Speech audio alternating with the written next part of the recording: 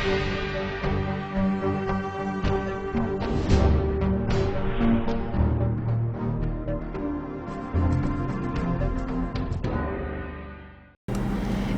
Vindhya times में आपका स्वागत है और आपके साथ मैं श्रेया हाजिर है आज की बुलेटिन की खबरों के साथ। पहली खबर पर नजर डालते हैं।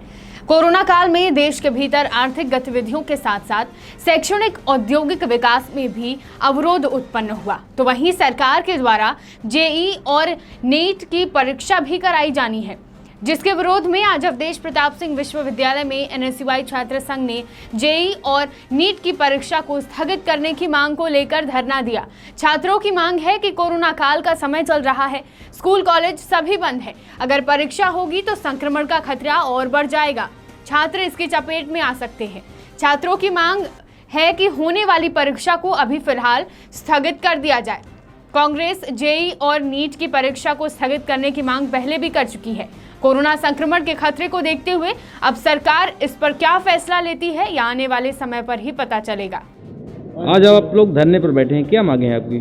हम लोग जेईई नीट एग्ज़ाम को स्थगित करने के लिए धरने पर बैठे हुए हैं। हमारे एनएसयूआई ने विरोध किया है क्योंकि इस कोरोना काल में कोई भी परीक्षा होना सुरक्षित नहीं है छात्रों के लिए। कितने दिनों तक आपका धरना जारी रहेगा? जब तक हमारी मांग पूरी नहीं होगी। इसकी जानकारी आपने कुलपति महोदय को दी है? जी, अभी तो नहीं दी। क्या चाहते हैं आप लोग? हम लोग ये चाहते हैं कि जेईई और नीट का एग्ज़ाम पोस्टपोन किया जाए। कितने छात्र हैं जो धरने पर बैठे हैं, कितने छात्र हैं? हम लोग 15-20 लोग। नाम बता दीजिए। रवि पांडे, अंकित अग्रवाल, हरिओम, शुभम वर्मा। जो परीक्षाएं आप स्थगित करवाना चाहते हैं उसकी क्या वजह है, स्थगन की क्या वजह है? ये छात्रों की सुरक्षा के लिए है। इस कोरोना काल में कोई परीक्षा कराना सुरक्षित नहीं है छात्रों के लिए, क्योंकि ज़्यादा से ज़्यादा लोग वहाँ आएंगे और एक साथ मिलेंगे। कांग्रेस कमेटी के सदस्य एवं कांग्रेस नेता कुंवर सिंह के द्वारा आज संभागायुक्त राजेश जैन को ज्ञापन सौंपा गया। ज्ञापन के माध्यम से रीवा सुपर स्पेशलिटी अस्पताल में नर्सों की भर्ती प्रक्रिया पर कई सवाल खड़े किए गए। बता दें कि मेडिकल कॉलेज रीवा के द्वारा स्टाफ नर्स की प्रकाशित नियुक्तियों के संबंध में प्राप्त आवेदनों की पात्रता परीक्षण के लिए दस्तावेज सत्यापन उपरांत प्राप्त पाए गए आवेदकों के साक्षात्कार सूची जारी की गई है, जिसमें निम्नलिखित आवेदकों की योग्यता अनुभव को दरकिनार कर अयोग्य आवेदकों की सूची जारी की गई, जिसमें काफी विसंगतियां, भ्रष्टाचार उजागर होने की आशंका है।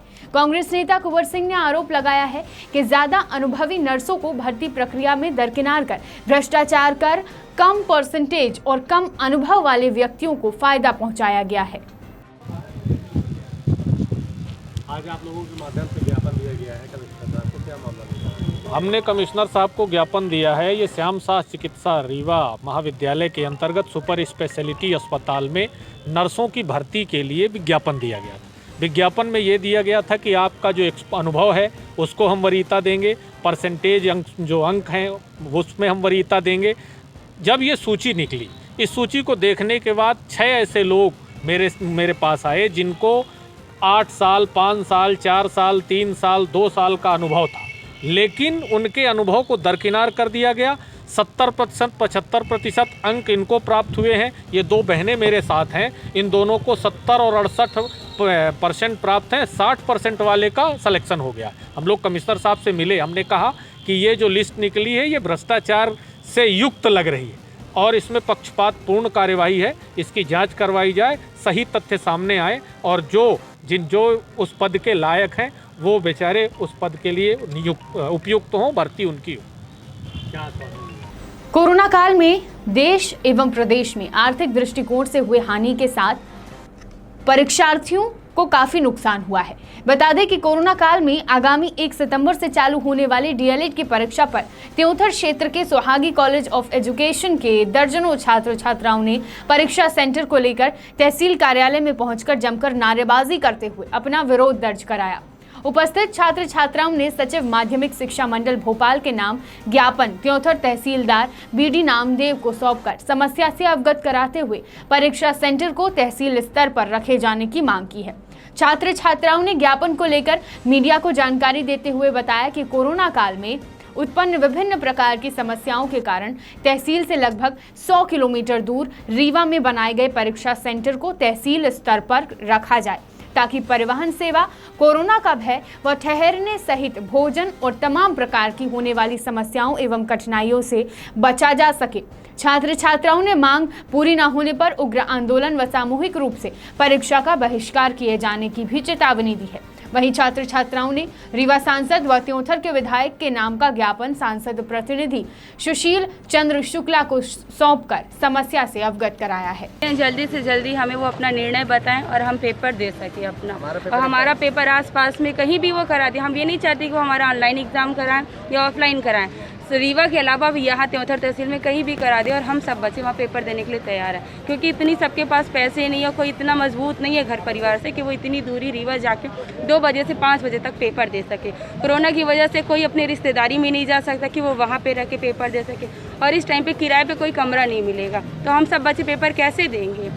इसलिए हम चाहते हैं कि यहाँ हमारी जो भी मांगे हैं वो पूरी करें और हम पेपर दे सकें। सेंटर हम लोगों का सेंटर हमारे आसपास कहीं भी दे दे, बस हमारे कॉलेज बस में नहीं है। आप हमको कहीं भी दे दीजिए, हम हर जगह पेपर देने के लिए तैयार हैं, लेकिन हमारे दूरी ना आपका जो सेंटर आपके क्षेत्र में ही रहे। हाँ, बस हमारी इतनी मांगे, हमारा जो भी पेपर हो, सेंटर हो, हमारे आसपास हो, हमारे क्षेत्र में ही रहे। रीवा जिले के गुड़ तहसील गोविंदगढ़ थाना अंतर्गत शिवपुरा गांव में भ्रष्टाचार का नया मामला उजागर हुआ है। ग्रामीणों के द्वारा सहायक सचिव पर भ्रष्टाचार का आरोप लगाया गया। ग्रामीणों का आरोप है कि शिवपुरा में सहायक सचिव द्वारा शासन की योजना अंतर्गत मनरेगा के तहत जमकर भ्रष्टाचार किया गया है। सहायक सचिव द्वारा मृत व्यक्तियों और पीडब्ल्यूडी के शासकीय कर्मचारियों का नाम मनरेगा सूची में जोड़ दिया गया है, जबकि असल योजना के तहत कोई काम गांव में नहीं हुआ है। इसके अलावा ग्रामीणों ने यह भी बताया कि सूची में नाम जोड़ने के लिए पैसे की मांग की जाती है। सूची में मृतक और पीडब्ल्यूडी के कर्मचारियों के अलावा ऐसे लोगों के भी नाम हैं जो गांव से काफी दूर दूसरे प्रदेशों में रोजगार के लिए रहते हैं। उनके नाम का पैसा भी फर्जी हस्ताक्षर कर निकाल लिया जाता है। ग्रामीणों की शिकायत के बाद जांच होने पर ही सच सामने आएगा।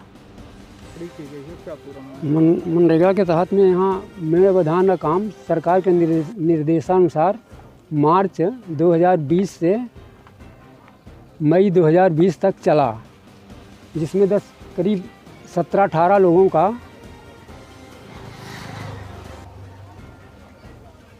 ब्लॉक से सैंक्शन करवाया गया। तो क्या मनरेगा के तहत पंचायत में अभी तक कोई काम हो पाया? अब मनरेगा के तहत काम तो यहाँ संचालित नहीं किया गया।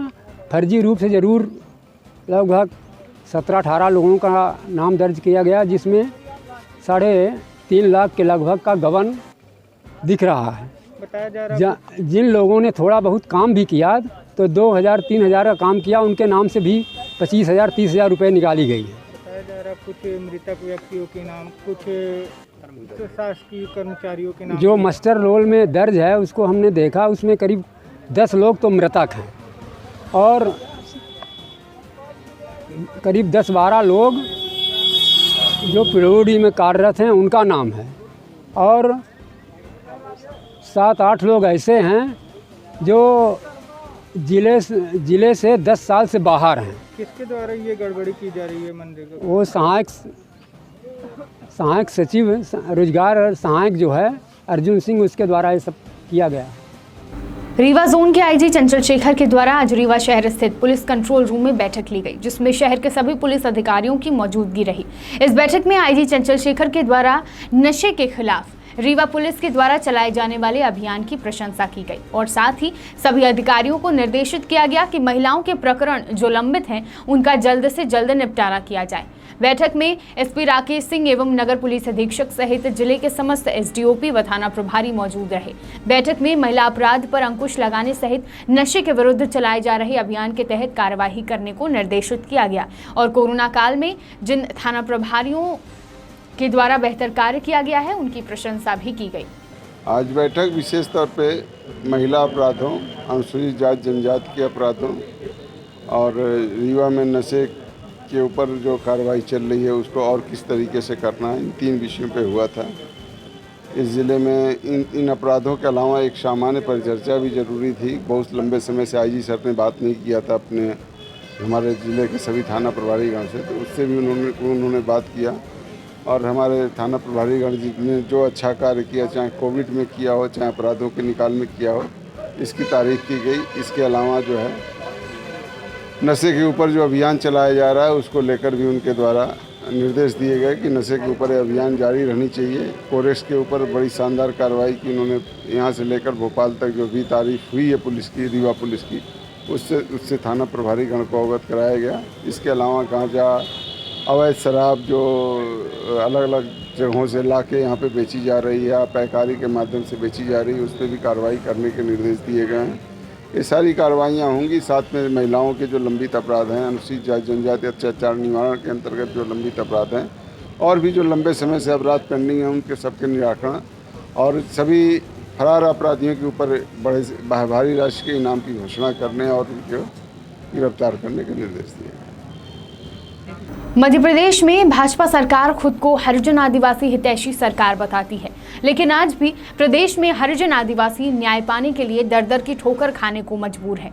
मामला रीवा जिले के मऊगंज थाना अंतर्गत ग्राम छतैनी का है, जहां पीड़ित कौशल कोल के साथ आपसी रंजिश में चलते दबंगों के द्वारा मारपीट की गई। लेकिन जब पीड़ित मऊगंज थाने में एफआईआर दर्ज करवाने गया तो वहां पर किसी तरह से मामला दर्ज नहीं किया गया, लेकिन विवेचना नहीं की जा रही है, जिस कारण खुलेआम आरोपी घूम रहा है।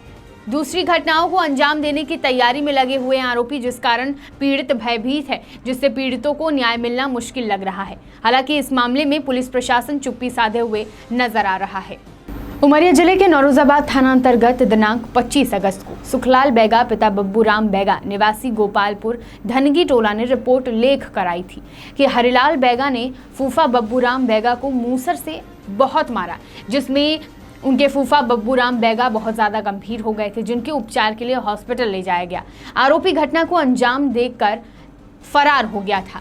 थाने में आकर परिजनों के द्वारा बताया गया कि फूफा को इलाज के लिए उमरिया अस्पताल भेजा गया था, जिसके उपरांत नौरोजाबाद थाने में पीड़ित की रिपोर्ट पर अपराधी के विरुद्ध धारा 307 भादवी का आरोपी हरिलाल बैगा के विरुद्ध पंजीबद्ध कर विवेचना की गई। पुलिस अधीक्षक और अतिरिक्त पुलिस अधीक्षक एवं एसडीओपी पाली के निर्देशन में आरोपी हरिराम उर्फ हरिलाल बैगा पिता लामू बैगा उम्र 35 साल निवासी धनगी टोला गोपालपुर को गिरफ्तार कर न्यायालय के समक्ष पेश किया गया है। 24/8/2020 को मोबाइल फोन पर सूचना प्राप्त हुई थी थाने में कि ग्राम धनगी टोला गोपालपुर में बब्बूराम बैगा को हरिराम बैगा ने मारपीट कर दिया है। इस सूचना पर स्टाफ के साथ ग्राम धनगी टोला गोपालपुर गए। वहाँ पर बब्बूराम का लड़का सुखलाल बैगा मिला। उसने बताया कि मेरे पिता बब्बूराम बैगा को हरिराम उर्फ हरिलाल बैगा पिता लामू बैगा निवासी गोपालपुर धनगी टोला का लकड़ी के मूसर जो घरेलू उपयोग में आता है उससे सर में कई बार मारपीट करके चोट पहुंचाया है, जिसे 108 एम्बुलेंस से अस्पताल उमरिया उपचार के भेजे हैं, जिस पर से जान से मार डालने के नियत से चोट पहुँचाए जाने की रिपोर्ट पर धारा 307 काली रात्रि देहाती नाली से कायम की गई थी। थाना नौरोजाबाद से नंबर पर अपराध क्रमांक 258/2020 धारा 307 कायम करके विवेचना की गई। कल दिनांक 27/8/2020 को सूचना मिली कि आरोपी हरिलाल बैगा अपने घर पर आया हुआ है। दौरान विवेचना उसको पकड़ा गया। आरोपी हरिलाल बैगा के खिलाफ मारपीट करने की शिकायत थी। 2019 में भी मारपीट किया था। उसका अपराध पंजीबद्ध है, न्यायालय में चालान पेश हो चुका है, जिसे गिरफ्तार कर न्यायालय में पेश किया। क्या सर विवाद का क्या कारण? विवाद का कारण क्या है कि ये लोग आके बैठे थे, इसको घर और में झगड़ा विवाद किया था ये आरोपी हरिलाल बैगा ने।